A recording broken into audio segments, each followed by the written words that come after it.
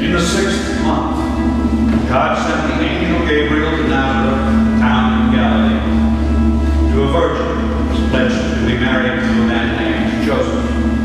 He was a descendant of the great King David.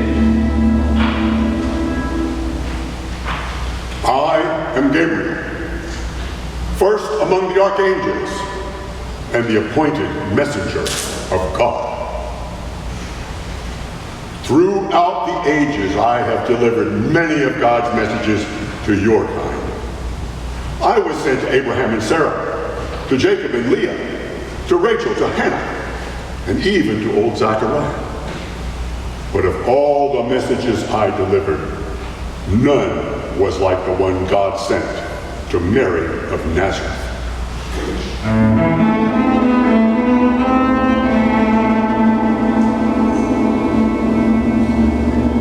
God's message to Mary was this: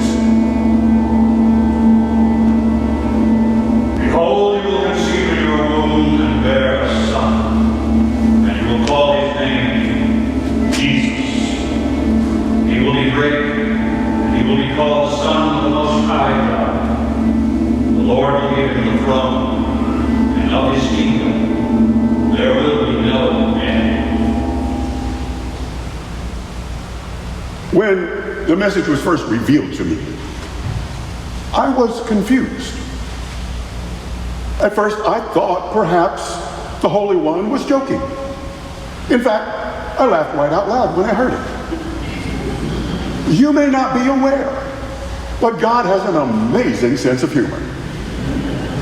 In the beginning, when the Lord was creating all that is, God smiled and laughed and was so wonderfully pleased by how good it was. But the Holy One did not laugh about this message. God was as serious as I have ever seen and said to me, Gabriel, go and deliver this quickly. Well, I didn't know how to respond. So I asked, Lord, in the event she doesn't understand, would you explain to me what this message means? I can still scarcely believe what I was told by the creator and sustainer of the universe. The message meant that God was going to become one of you, a human being. Whoa.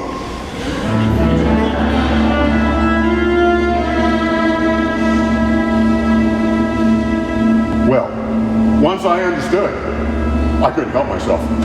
It was absurd. It was preposterous. It was dangerous. So before I could even think, I just blurted out, oh my God, no. You can't do this. They won't listen to you. They won't accept you as one of them.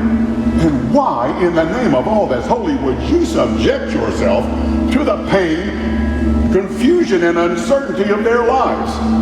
God, this is crazy. Well, at the very instant those words had left my mouth, I remembered to whom I was speaking.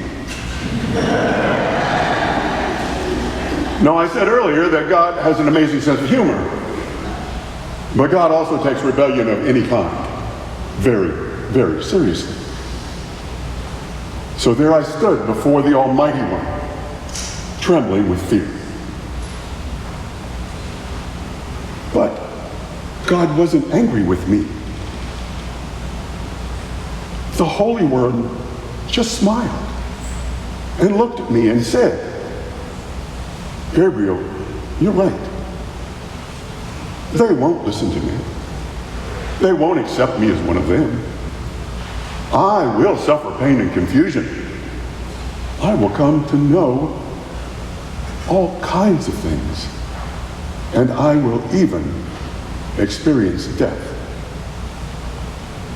But I cannot go on any longer and watch them destroy each other and themselves and live out their lives in fear and despair. I created them for more than that. I created them for love, for hope, for meaning, and for joy. And I have tried. I have tried and I have tried. But there is no other way for me to convince them. Yes, Gabriel, this is crazy.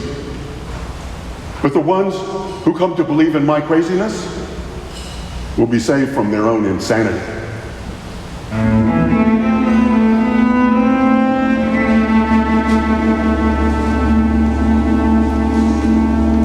Well, I learned eons ago that you just can't argue with God, especially when the Holy One starts talking like that. So I went and delivered the message to Mary of Nazareth. Oh, she was young. She was about 15 of your years old. And she was such a sweet girl. She was poor, and she wasn't even married. She was an unwed teenager, for God's sake. Well, after I delivered the message, I kind of half expected, maybe I even half hoped, that she'd say, "No, I want nothing to do with this." But she didn't. She had a lot more character and courage than I had given her credit for. And I have to admit, that made me feel at least a little bit better about the whole endeavor. But honestly, I will never understand what the Holy One sees in you human creatures. It must be a whole lot more than any of us can see.